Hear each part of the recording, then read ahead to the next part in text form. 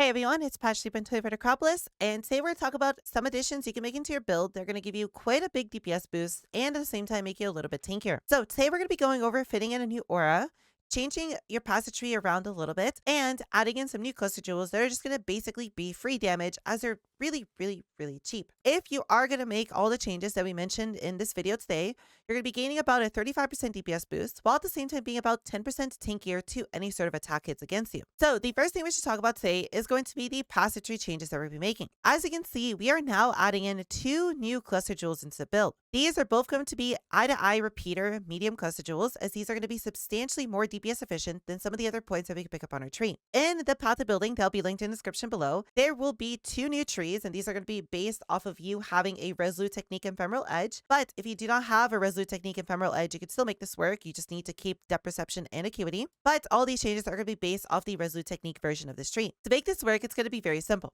We just need to drop Forces of Nature, this 1 small Pierce node by piercing shots, and we're going to also have to drop 1 with Nature and Entrench. This is going to then give us enough points to fit in both of these medium cluster jewels, and this is going to be substantially more DPS than you're going to be able to get out of Forces of Nature. That was the main thing that inspired us to make these changes, and if we were to look at the 2 trees, we can see that we're losing a very minor amount of EHP, while at the same time gaining a free 10% DPS over the previous setup. The nice thing about this is that these eye-to-eye repeater medium cluster jewels are so easy to hit that they are very cheap, meaning that each one of these should be somewhere around 50 to 60 chaos at most. The other thing to mention here about these clusters is that because eye-to-eye repeater is so easy to hit, you can very easily find yourself one that has something on the small passive points, meaning you could potentially get 5 strength or 5 dex or a little bit of resistance or whatever you might need, making putting the rest of this build together a lot easier. The other thing to mention here is that we're going to also be dropping Entrench. This does mean you're going to be losing a little bit of spell suppression, but the way we're going to be making this up, if you do have yourself a Flesh and Flame to get yourself Spellbreaker, is by changing some of the tattoos at the start of our passage tree into a bunch of spell suppression tattoos. The goal here is that you need to be at 110% spell suppression with your Quartz Flask turned on. Or with your Quartz Flask turned off, you need to be at 100%. We cannot rely on our Quartz Flask to hit 100% spell suppression, as that is not going to be active during bosses, and if you don't end up spell suppressing during a boss, you are just simply going to die. This means you might need to get yourself quite a few spell suppression tattoos to be able to make this work, but it shouldn't be too bad of a swap, assuming you have yourself a tier 1 spell suppression roll on your Sadist Garb. The next thing to mention about a tree is going to be the addition of Wind Dancer. Now, Wind Dancer should have been something that was included into this build from day 1. And Affliction, I ended up playing a Strength Stacking Berserker where I took Wind Dancer, and in that build, Wind Dancer felt amazing. Now, the reason this wasn't in day 1 was due to my failure to understand how damage is calculated in Path of Exile. I thought that blocking happened before dodging, meaning that Wind Dancer would have felt a lot better due to me blocking most of the attacks happening against me, with me having a 90% chance to block in that build. Well, because dodging actually happens before blocking, my Wind Dancer was constantly at the forefront of my defensive layer. And well, since it felt really good in that build, it should feel really good in this build as well. And I've been playing this for about 2 days now, and I can tell you that yes, Wind Dancer does feel like a pretty nice EHP increase. What Wind Dancer is going to do is it's going to give you 20% less attack damage taken if you haven't been hit by an attack recently, while if you've been hit by an attack, you're going to take 20% more damage, but have a 10% higher chance to evade attacks. This means that when Wind Dancer is procced, we are going to have a 95% chance to dodge attacks, meaning that only every 1 in 20 attacks is going to actually hit you, which is a pretty big defensive layer on its own, massively counteracting the 20% more attack damage taken. And while you haven't been hit recently, the 20% less attack damage taken most likely just prevent you from dying to some sort of one-shot. A good example of this being a Shaper.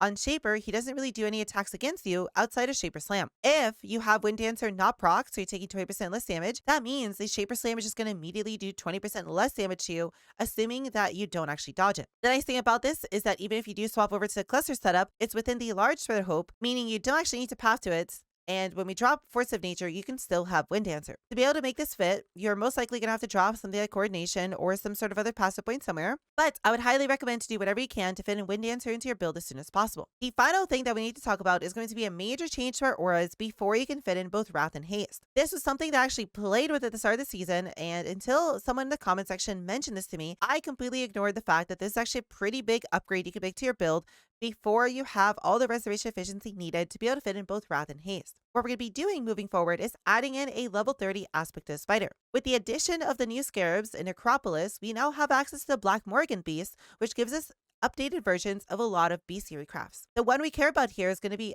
Aspect of Spider, which is going to be increased from level 20 to level 30, which is a 5% more damage increase over the previous version of the skill, meaning that Aspect of Spider is going to always give you 20% more damage. What Aspect of Spider is going to do is going to slowly put webs on everything on your screen, which is going to massively slow them down, including bosses, which makes bossing feel even better, while at the same time making you do more damage per stack of web that is on the enemy. The beautiful thing about Aspect of Spider is that it only costs 25% mana reservation to actually be able to turn on. This means instead of needing 30-40 div worth of stuff to be able to finally have enough mana reservation to turn on Wrath and Haste at the same time, you only need to upgrade your gear a little bit to have enough reservation efficiency to turn on Aspect of Spider until then. To be able to actually turn this on, we are still going to need the helmet and body armor reservation efficiency rolls that we were going to get before, but we now do not need a level 4 Enlighten anymore. We only need a level 3 Enlighten if we also want to fit in a Defiance banner. The TLDR of fitting in Aspect of Spider is going to be very simple. Just get the reservation roll on your helmet and your body armor, then you can craft Aspect of Spider onto one of your gear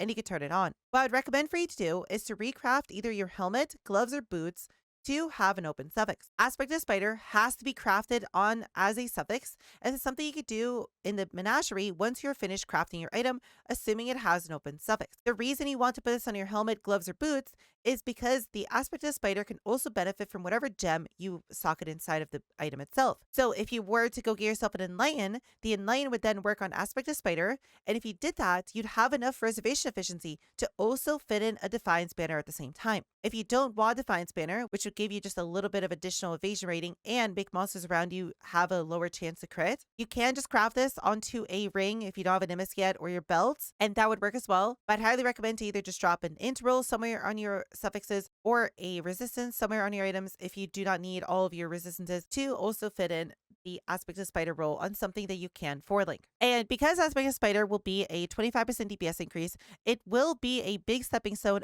up until you can get both Wrath and Haste at the same time. The fact that all you have to do is recraft one of your items or just put it on somewhere you had an open suffix and then simply just get the 2 reservation efficiency rolls, which you're going to get anyways by getting yourself a better helmet and a better body armor, you then get a really big DPS increase without just having to straight up save for a level 4 Enlighten. Now, you can just choose to stick with this and not bother to get yourself a level 4 Enlighten and not bother to fit in Wrath and Haste at the same time, which is going to be completely fine. You'll just do a little bit less DPS, but realistically, you're going to be doing so much DPS in the first place, it's not going to really be noticeable. I'd personally just keep Aspect of Spider for the slow that it's going to give to everything on screen, and for the sake of just being able to fit in Defiance banner, which in my opinion is going to be better as defenses is the only thing this build really needs. You're going to have more than enough DPS as it is. There will be a section on this in the notes section right below the Wrath and Haste section of the FAQ that's going to talk about more of this in detail if you need to know more information on all this. Overall, if you were to make all the changes mentioned in today's build update, you're going to be gaining somewhere around 35% more DPS over your previous setup, assuming you didn't have both Haste and Wrath fit into your build at the same time yet. Even if you did, you're going to be gaining a 10% DPS increase from us swapping our clusters over, and you're going to be gaining about a 10% EHP increase for attack hits,